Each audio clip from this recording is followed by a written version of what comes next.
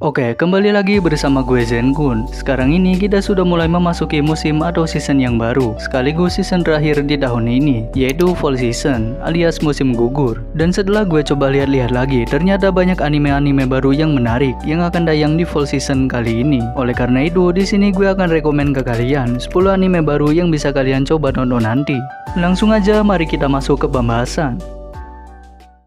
Yang pertama ada anime Dandadan. Cerita di anime ini akan berfokus dengan dua karakter bocah SMA. Yang satu yaitu cowok bernama Takakuraken yang percaya dengan alien tapi tidak percaya dengan hantu. Dan satu lagi yaitu si cewek bernama Ayase Momo yang percaya dengan hantu tapi tidak percaya dengan alien. Karena berselisih pendapat, masing-masing dari mereka mendatangi sebuah tempat angker berbeda untuk melakukan semacam uji nyali. Dan pada akhirnya mereka berdua ini sama-sama bertemu dengan sosok yang tidak mereka percayai. Takakura bertemu dengan sosok nenek hantu bernama Granny Turbo dan berakhir dirasuki olehnya. Lalu si Momo bertemu dengan beberapa alien yang hampir saja menyetubuhinya. Tapi untung saja di momen ini kekuatan psikis milik Momo bangkit secara tiba-tiba. Kedepannya anime ini bakal banyak menghadirkan aksi seru, komedi yang asik, sampai hubungan romansa yang mendalam dari Takakura dan Momo. Gue merasa kalau anime ini tuh punya cerita yang menarik dan fresh. Oleh karena itu gue rekomen banget untuk anime yang satu ini.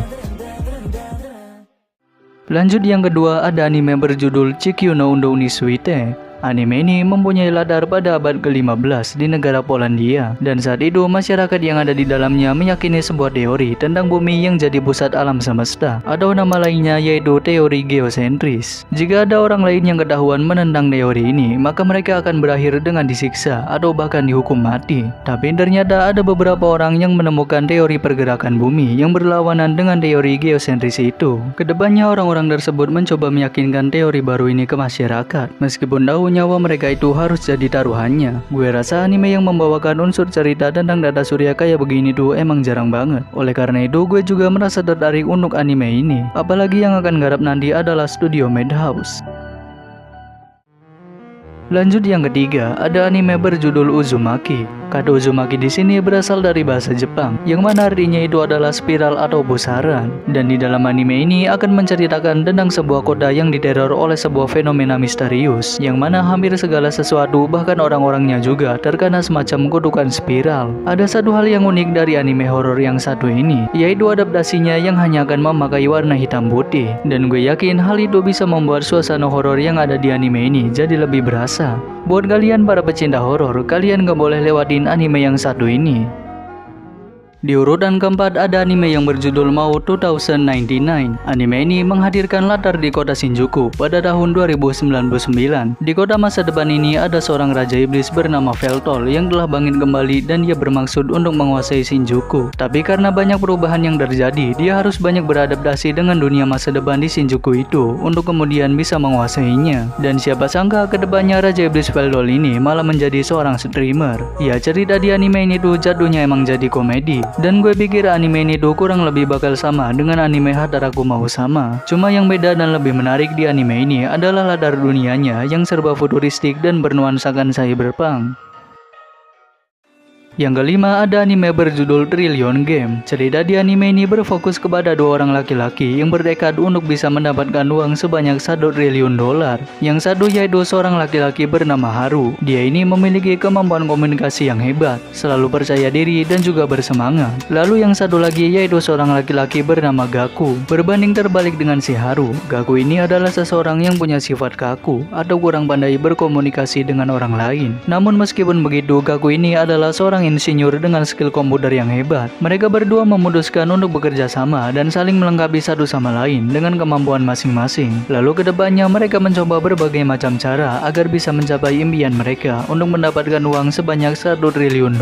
Dan tambahan, anime ini tuh punya author yang sama dengan Dr. Stone. Lanjut di urutan ke-6 ada anime yang berjudul Negative Positive Angler. Anime ini menceritakan tentang seorang mahasiswa laki-laki bernama Tsunehiro Sasaki, yang mana dia itu depresi karena harus terlilit sebuah hutang. Tidak hanya itu, dokter juga memvonis kalau Sasaki ini hanya mempunyai waktu 2 tahun lagi untuk hidup. Suatu hari dia dikejar oleh debt collector dan berakhir jatuh ke laut. Tapi untungnya ada Hana dan kawan-kawan yang datang untuk menyelamatkan Sasaki. Hana dan kawan-kawannya merupakan orang-orang yang punya hobi memancing. Oleh karena itu Sasaki pun diajak diajak oleh mereka untuk coba memasuki dunia memancing. Walaupun awalnya memang merasa enggan, tapi lama-kelamaan Sasaki jadi menyukai kegiatan memancing. Dan kedepannya Sasaki ini juga mulai bekerja di tempat yang sama dengan Hana. Ya gue rasa anime ini akan jadi anime slice of life yang punya cerita cukup wholesome. Dan gue pikir cerita di anime ini tuh bisa cukup relate dengan kondisi hidup orang-orang sekarang, yang mana kebanyakan itu punya kondisi terlilit hutang sama seperti Sasaki.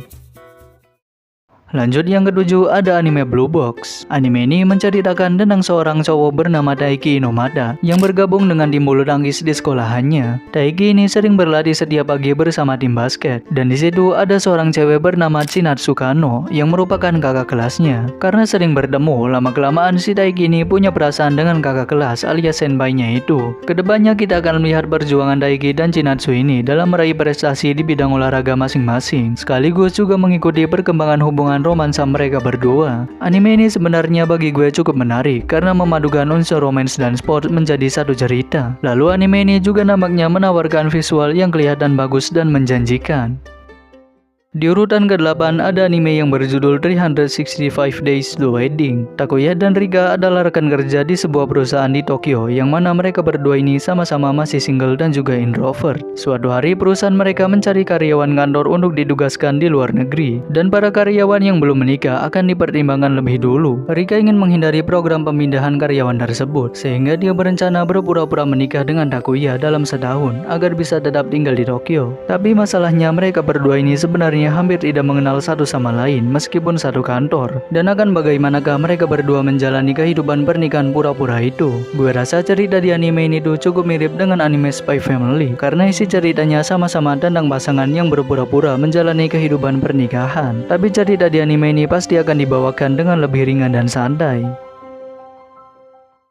Di urutan ke-9 ada anime berjudul Kimi wa Meido-sama. Suatu hari bocah laki-laki yang bernama Hideyoshi Yokoya ini kedatangan seorang cewek bernama Yuki yang menawarkan dirinya untuk bekerja sebagai maid di rumah Hideyoshi. Tapi tidak disangka kalau ternyata si Yuki ini adalah mantan seorang assassin alias seorang pembunuh bayaran yang punya sifat dingin. Setelah beberapa waktu Yuki ini bekerja di rumah Hideyoshi dan tinggal bersamanya, Yuki mulai merasakan semacam emosi baru dan juga kehangatan yang belum pernah dia rasakan. Dan Yuki ini perlahan-lahan mencoba berubah menjadi gadis normal pada umumnya. Ya gue rasa anime ini bakal jadi anime romance yang cukup menarik. Lalu karakter Yuki ini juga mengingatkan gue dengan Violet, karena mereka berdua itu nampak punya penampilan dan sifat yang mirip-mirip. Dan terakhir di urutan ke-10, gue mau kasih anime Ranma Half Remake. Anime ini akan menceritakan tentang seorang remaja laki-laki bernama Ranma Saotome, yang mana dia itu memiliki kemampuan bela diri sejak masih kecil. Ada satu hal yang unik dari Ranma ini, yaitu dia bisa berubah menjadi perempuan saat disiram dengan air dingin, dan kembali menjadi laki-laki saat disiram air panas. Ranma ini memiliki seorang tunangan bernama Akane Tendo dari dojo tempatnya berlatih. Mereka berdua berakhir dijodohkan oleh orang tua mereka, namun mereka berdua ini selalu saja menjalani hari-hari dengan bertengkar. Ya walaupun ini emang sebuah anime remake dari tahun 1989, tapi gue merasa cerita di anime ini tuh masih cukup menarik. Dan gue yakin anime remake ini bakal punya gambar dan animasi yang bagus, karena yang akan garap nanti adalah studio MAPPA. Ya itu dia rekomendasi 10 anime baru dari gue untuk full season 2024. Anime baru mana nih yang paling kalian tunggu? Dan di antara 10 anime yang gue sebutkan dan jelaskan barusan, gue paling merekomendasikan 3 anime yang ada di awal untuk coba kalian tonton. Selain banyak anime baru yang menarik, di full season kali ini sebenarnya juga ada beberapa anime judul besar yang dapat lanjutan alias kembali tayang. Oleh karena itu gue yakin season ini bakal jadi lebih seru dari season sebelumnya. Sekian untuk video kali ini. Makasih dan sampai jumpa.